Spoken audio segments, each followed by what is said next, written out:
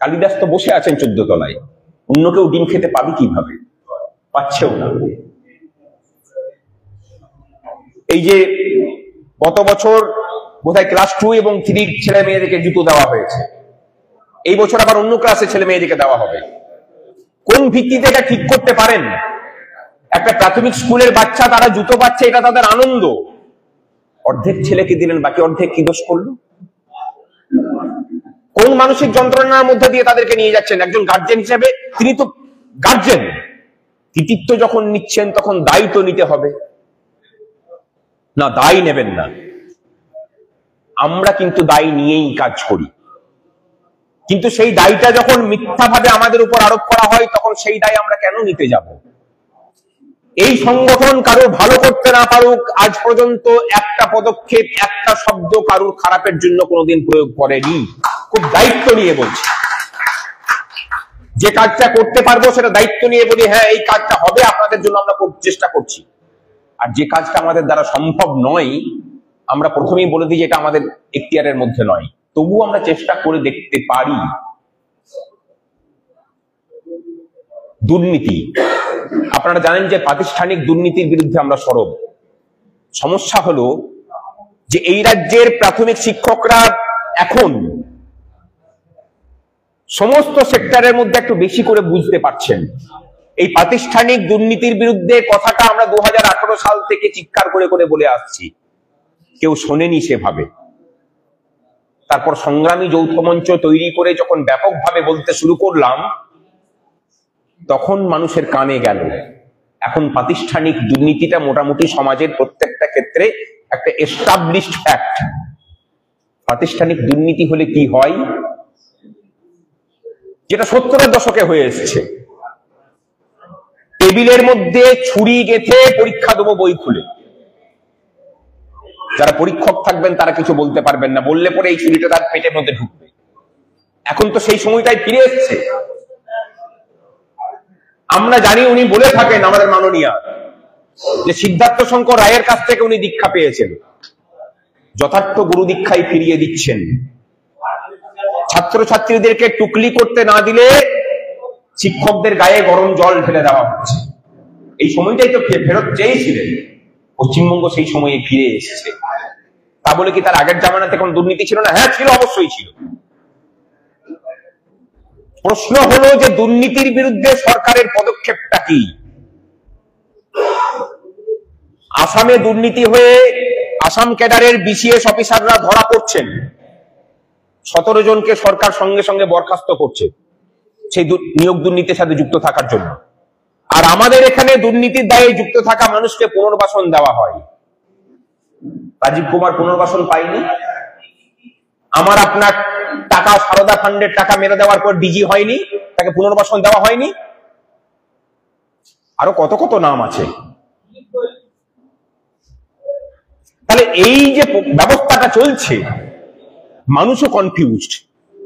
কিছুদিন আগে এসএসসির পরীক্ষার্থীরা দেখতে পেয়েছেন, যারা শিক্ষকতা করছেন আজকে 6 বছর 7 বছর, তাদের চাকরি প্রশ্ন চিহ্নের মুখে দাঁড়িয়েছে। কি না, সরকার সদা সচেষ্ট, যাদের কাছ থেকে পয়সা নিয়ে সাদা খাতায় যাদেরকে চাকরিতে ঢুকিয়েছে তাদের চাকরিটা বহাল রাখতে হবে। তার জন্য যদি যারা নিজেদের মেধার ভিত্তিতে চাকরি পেয়েছে তাদেরকে যদি ভাসিয়ে দিতে হয় ভাসিয়ে দেব। মুখ্যমন্ত্রী দাঁড়িয়ে বলছেন কারোর চাকরি যাবে না, আমি দায়িত্ব নিচ্ছি। তখন পরিস্থিতি সুপ্রিম কোর্টে একটা ছিল, এখন ভুলটা পাল্টে গেছে। এখন আর টু শব্দটিও করছেন না যে কারোর আর চাকরি যাবে না, কারণ বুঝতে পেরেছেন যে যাদের কাছ থেকে টাকা নিয়ে উনি চাকরিতে ঢুকিয়েছেন তাদের চাকরি বাঁচানো আর সম্ভব নয়। কিন্তু দুর্ভাগ্য কোথায় জানেন তো, যারা যোগ্য শিক্ষক শিক্ষিকা তাদের মধ্যেও একটা অংশ, আমরা কিন্তু প্রথম থেকে ওই মামলাতে আমরা সংগ্রামী যৌথ মঞ্চ লড়াই করছি প্রথম দিন থেকে। আমরা প্রথম দিন থেকে একটা কথা বলে এসেছি যে গোটা প্যানেলে সবাই অযোগ্য নয়। যারা যারা অযোগ্য, যারা সাদা খাতা দিয়ে চাকরি পেয়েছে, প্যানেল বহির্ভূত ভাবে চাকরি পেয়েছে, অন্য রিকমেন্ডেশনে চাকরি পেয়েছে, তাদের চাকরি থাকা উচিত নয়। কিন্তু যারা যোগ্য তাদের একজনেরও চাকরি যেতে দেব না আমরা, তার জন্য লড়াই হবে। আমরা দেখলাম বিভিন্ন মঞ্চ তৈরি হয়ে যারা যোগ্য শিক্ষক শিক্ষিকা, তারা পর্যন্ত যারা দুর্নীতি করলো যারা টাকা খেয়ে পড়ে এই কাজটা করলো তাদেরকে বাদ দিয়ে এই দুর্নীতির ফলে যেসব যোগ্য ছেলেরা চাকরি না পেয়ে রাস্তায় বসে থাকলো, তারা যখন কেস করলেন, তাদের হয়ে যেসব উকিলরা লড়ছে তাদেরকে আক্রমণ করতে শুরু করলেন। মানে তারাও কনফিউজড। যখন চাকরি চলে যাবে মতো একদম পরিস্থিতি তৈরি হয়ে গেছে, তখন তারা বলছেন না সরকারও দোষী। এটা তো প্রথম থেকে বোঝা উচিত ছিল। একই ঘটনা 2017 সালে প্রাথমিকে নিয়োগপ্রাপ্ত শিক্ষক শিক্ষিকাদের ক্ষেত্রে। আপনাদের চোখে উস্তি united primary teachers welfare association নাকি অপরাধী। আমাদের অপরাধটা কোথায়? আপনাদের প্যানেলের বিরুদ্ধে কেস আমরা করেছিলাম। আপনাদের প্যানেলে যে দুর্নীতি হয়েছিল সেই দুর্নীতিতে আমাদের কোনো হাত আছে? আপনাদের নিয়োগকর্তা আমরা? কোন লয়ার এসে পড়ে আমাদের যে মঞ্চ, সেই মঞ্চে যে কেউ আসতে পারেন। তিনি বক্তব্য দিয়ে গেছেন, সেখানে নাকি কেউ হাততালি দিয়েছেন। সেখানে কি শুধুমাত্র প্রাথমিক শিক্ষকরাই ছিলেন? সেটা বুঝে নিতে হবে যে সেটা সংগ্রামী যৌথ মঞ্চের একটা সমাবেশ। সেই সমাবেশে এই রাজ্য সরকারের স্থায়ী অস্থায়ী সমস্ত ডিপার্টমেন্টের সমস্ত কর্মচারীরা উপস্থিত আছেন। লড়াইটা চলছে প্রাথমিকভাবে এই সরকারের প্রাতিষ্ঠানিক দুর্নীতির বিরুদ্ধে। সেই দুর্নীতির বিরুদ্ধে সেই লয়ার কথা বলছেন, তার সমস্ত কথার সাথে আমরা একমত নই। সেখানে কেউ কেউ হাততালি দিয়েছেন, আর আপনারা ধরে নিলেন যে আপনাদের প্যানেলে আমরা বিরোধী হয়ে গেলাম। পৃথকভাবে লড়াই করতে গিয়েছিলেন। আপনাদের ওই কেসের উপরে যে পার্মানেন্ট স্ট্যাটাস ডিভিশন বেঞ্চে পড়ে আছে, এই মাইক নিয়ে ক্যামেরার সামনে বলছি যে সেটা হচ্ছে উস্তি ইউনাইটেড প্রাইমারি টিচার্স ওয়েলফেয়ার অ্যাসোসিয়েশনের দেওয়া আইনজীবী সিদ্ধার্থ ব্যানার্জির সওয়ালের ফলে।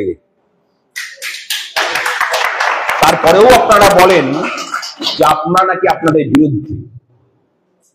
শিক্ষিত যখন তখন নিজেদের বিবেক বুদ্ধি যখন আছে, ঠান্ডা মাথায় চিন্তা করুন বন্ধু, কারা আপনাদেরকে ভাসিয়ে দিতে চায় এবং কারা রক্ষা করতে চায়। এখনো সময় আছে। যারা যোগ্য শিক্ষক শিক্ষিকা, তাদেরকে অনুরোধ করব যে একটা কণ্ঠে আওয়াজ তুলতে শুরু করুন যে আপনাদের 2017 প্যানেলের মধ্যে যারা অযোগ্য আছে, যারা সাদা খাতা দিয়ে চাকরি পেয়েছে, টেট পাস না করে চাকরি পেয়েছে, তাদের পাশে দাঁড়ানোটা বন্ধ করুন। এই দেশের বিচার ব্যবস্থা বর্তমানে যেদিকে যাচ্ছে, দুর্নীতির বিরুদ্ধে কিন্তু তারা খর্বহস্ত হচ্ছে। দুর্নীতিগ্রস্তদের পাশে দাঁড়াতে গিয়ে, এই রাজ্য সরকারকে বাঁচাতে গিয়ে আপনি নিজে বলি হতে যাবেন না। যে কথা আমরা বলছি ভালো করে ভেবে দেখুন। 2017 সালের ছেলেদের সবাই যেমন দুর্নীতি করে চাকরি পায়নি, আমরা বিশ্বাস করি যে অধিকাংশই নিজেদের মেধার জোরে চাকরি পেয়েছেন। সেই মেধাবী ছেলে মেয়েদের পাশে, যোগ্য শিক্ষক শিক্ষিকাদের পাশে উস্তি united primary teachers welfare association পর্বতের মতো দাঁড়িয়ে থাকবে। কিন্তু একজন দুর্নীতিগ্রস্ত শিক্ষকের পাশেও আমরা নেই। আমরা চাই যে এই মুহূর্তেই তাদেরকে এই শিক্ষা ব্যবস্থা থেকে বাইরে বের করা হোক। কারণ দুর্নীতিটা যদি উদাহরণ হয়ে যায়, তাহলে সমাজে যেটা চলছে সেটাই হবে। কালকের দিনে যদি আপনাকে মাধ্যমিকে গার্ড দিতে হয়, প্রতিদিন আপনাকে বাড়িতে প্রণাম করে বেরোতে হবে যেন সুস্থ অবস্থায় বাড়ি ফিরি। কারণ এই অবস্থাটাই দাঁড়িয়ে গেছে। সমাজের দুর্বৃত্তায়ন হয়েছে। এই দুর্বৃত্তায়নকে রক্ষা করতে হবে। এর বিরুদ্ধে আমরা লড়বো না। আমরা যদি, আপনার চারিপাশটা যদি কর্দমাক্ত হয়, আপনি কিভাবে সেখানে সুরক্ষিত থাকতে পারেন? আপনার গায়েও কাদা লাগবে মাস্টার মশাই। সিস্টেমটাকে শুদ্ধ করতে হবে। কারণ আপনিও একটা সরকারি সিস্টেমের মধ্যে আছেন। আমরাও বুঝতে পারছি প্রত্যেকটা মুহূর্তে যে কিভাবে দুর্নীতি আমাদের এই শিক্ষা ব্যবস্থার ক্ষতি করছে। যেটুকু বা টাকা আসছে সেখান থেকেও কাটমানি হচ্ছে। ছাত্রছাত্রীদের টিএলএম এর পয়সা আসছে, সম্পূর্ণরূপে কেন্দ্রীয় সরকারের পয়সা, সেখান থেকেও কাটমানি হচ্ছে। পরিকাঠামো ক্ষতি হচ্ছে। তো প্রতিবাদটা করতে হবে প্রত্যেকটা মুহূর্তেই। যে ড্রেস আসছে সাবস্ট্যান্ডার্ড ড্রেস হলে পরে ফেরত পাঠান। স্কুলের প্যাডে তার প্রতিবাদ পত্র লিখুন। ওই ছেলে মেয়েরা যদি আপনার নিজের ছেলে মেয়ে হতো, ওই কোয়ালিটির ড্রেস আপনি পড়াতে পারতেন তাকে? ভাবুন। শিক্ষা ব্যবস্থাকে আমরা যদি না ভাবি, আমরা যদি বাঁচানোর প্রচেষ্টা না করি, বাঁচবে না শিক্ষা ব্যবস্থা। অতি দ্রুত শেষ হয়ে যাবে। আর এই সরকার চাই যে শিক্ষা ব্যবস্থাটা উঠে যাক। কারণ শিক্ষা ব্যবস্থাকে চালানোর জন্য যে পরিমাণ আর্থিক দায় নিতে হচ্ছে, সেই দায় থেকে মুক্ত হতে চায় এরা। তার থেকে অনেক কম পয়সা দিয়ে ভিক্ষা দিয়ে মানুষের কাছ থেকে ভোট পেতে পারে। আর যত বেশি শিক্ষিত হবে তত বেশি প্রশ্ন করতে শিখবে। প্রশ্ন শুনতে কোনো শাসক চাই না। আর প্রশ্ন যাতে করতে পারে সেটাই হচ্ছে একজন শিক্ষকের কাজ। একজন শিক্ষককে যেমন নিজেকে নিজের বিবেকের কাছে পরিষ্কার হয়ে প্রশ্ন করতে হবে অকপটে, তার সন্তান সন্ততিদেরকেও শেখাতে হবে প্রশ্ন করাটা। শিক্ষক যদি দুর্নীতির পক্ষে গিয়ে দাঁড়ায়, তিনি যদি প্রতিবাদ করতে না পারেন, বুঝতে হবে যে সমাজটা ভেসে যাওয়ার মুখে। আর আমরা প্রতি মুহূর্তে প্রশ্ন করি বলেই এখনো পর্যন্ত মাথা উঁচু করে দাঁড়িয়ে আছি। কারোর কাছে মাথা নত এই উস্তি united primary teachers welfare association বিগত 7 বছর ধরে করেনি।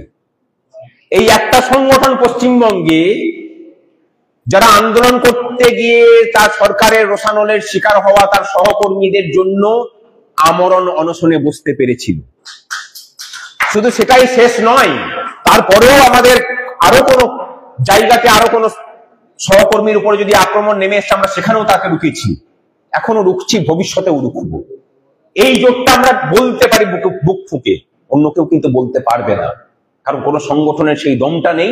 আমরা বিশ্বাস করি যে আমরা কালকের দিনে, আজকে এই সংগঠন আছে, আজকে এই সরকার আছে, কালকের দিনে অন্য কোন সরকারের পরেও আমরা তার বিরুদ্ধেই থাকবো।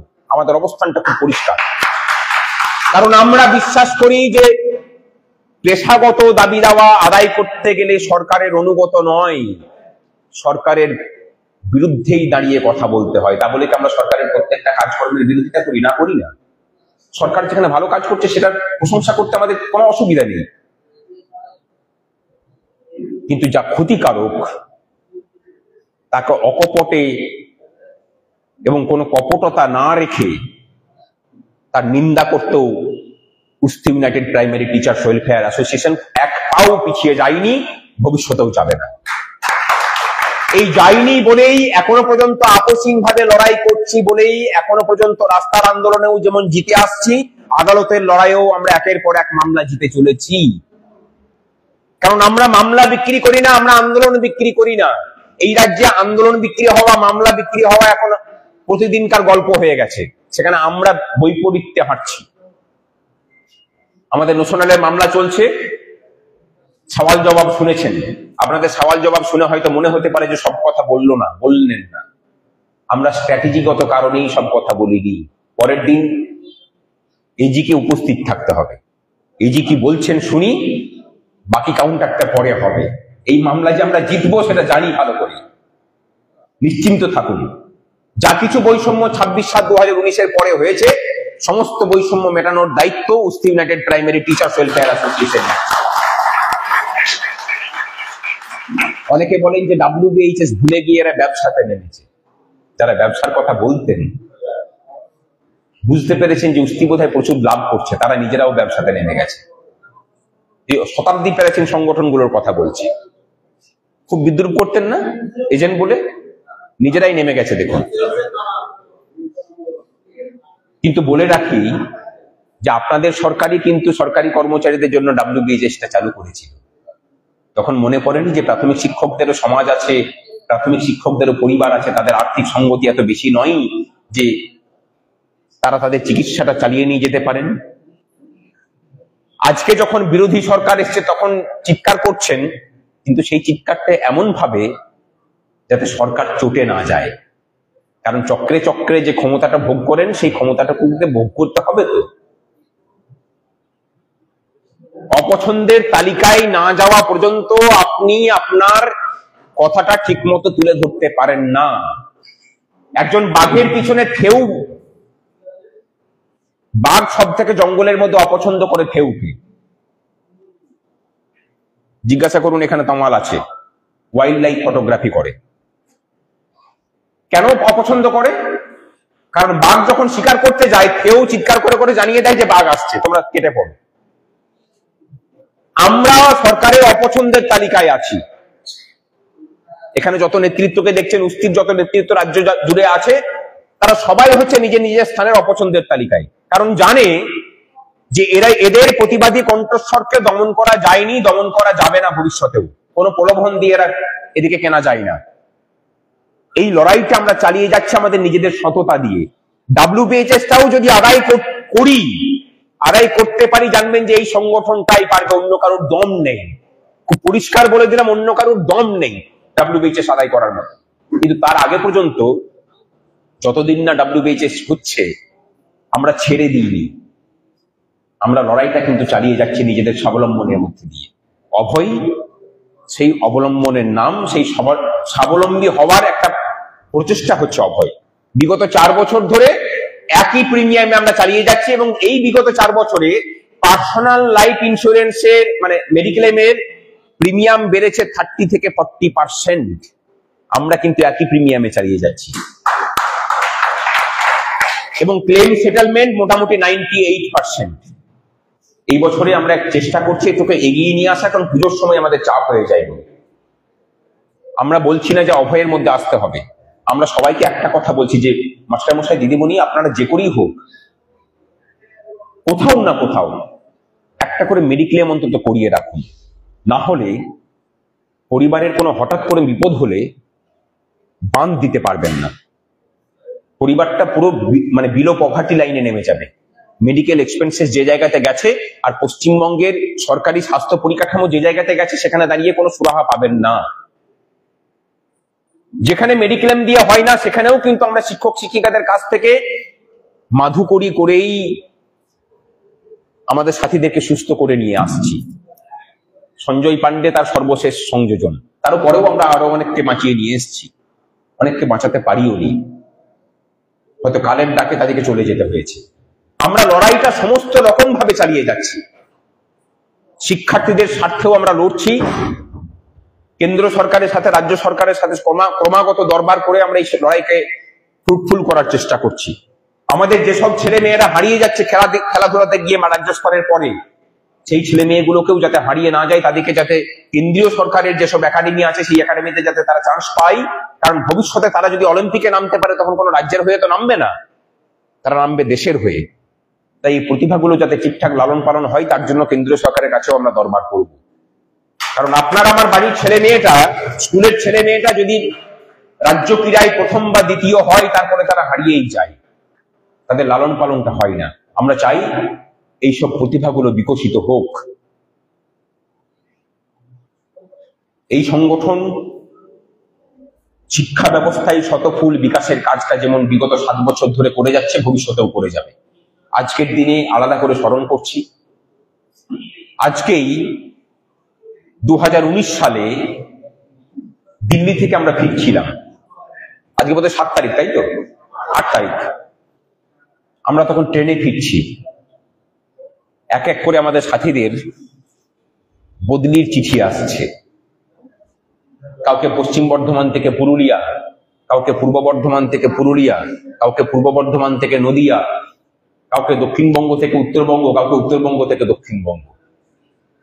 তারপরে যে লড়াই, সেই লড়াই পশ্চিমবঙ্গের প্রাথমিক শিক্ষার আন্দোলনের ইতিহাসে ইতিহাস হয়ে আছে। আদালতের গিয়ে আমরা যখন পর্যুদস্ত হলাম, আটকে রাখতে পারলাম না, রাস্তার আন্দোলনের মাধ্যমে আমরা জয় ছিনিয়ে নিয়ে আসতে পেরেছিলাম, এবং আমাদের ওই 14 জন সাথীকে তাদের পূর্ব চক্রে আবার পুনর্বহাল করেছি। যেসব 14 জন সাথী, সেই 14 জন সাথীকে সংগঠনের পক্ষ থেকে আজকে সম্মান জ্ঞাপন করছি। তোমাদের আত্মত্যাগ সংগঠন ভুলে যায়নি, তোমাদের আত্মত্যাগ সংগঠন ভুলছে না। বহু আত্মত্যাগের মধ্যে দিয়েই এই সংগঠন এখনো পর্যন্ত এগিয়ে চলেছে, টিকে আছে, ভবিষ্যতেও টিকে থাকবে। যেটা প্রয়োজন আপনাদের বিশ্বাস এবং ভরসা। আর 2017 সালের আমাদের সাথীদের বলবো, অন্য কারোর কথায় প্ররোচনায় পা না দিয়ে নিজেরা ভাবুন, আপনাদের জন্য আমরা কি করেছি। আর যেসব মানুষদের কথাতে আপনাদের যারা নেতা সাজিয়েছেন, আপনাদেরকে বিপথে পরিচালিত করছে, তারা আপনাদেরকে কোন দিকে নিয়ে যাচ্ছে, সেই দুটো জিনিসের তুল্যমূল্য বিচার করুন। দিনকে দিন, রাতকে রাত হয়ে যাবে।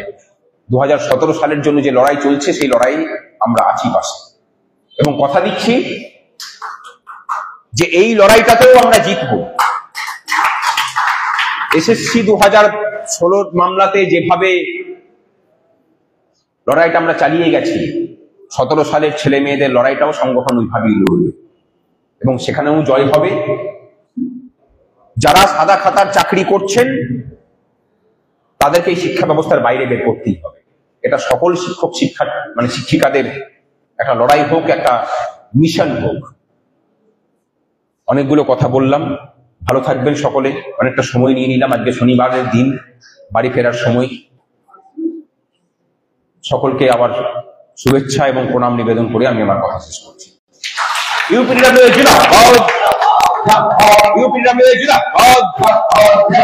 শিক্ষক শিক্ষিকা এবং শিক্ষার্থীদের সাথে ইউপিডব্লিউ লড়ছে, লড়বে।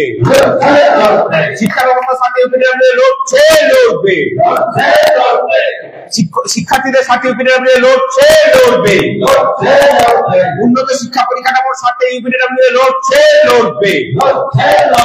রোশনালের দাবিতে ইউপিডব্লিউ লড়ছে, লড়বে। ডাব্লিউবিএসএস দাবিতে আমাদের লড়াই চলছে, চলবে। দাবি যখন ন্যায্য ভাই, যুদ্ধ শেষে আসবে জয়, তাই সংগ্রাম চলছে, চলবে।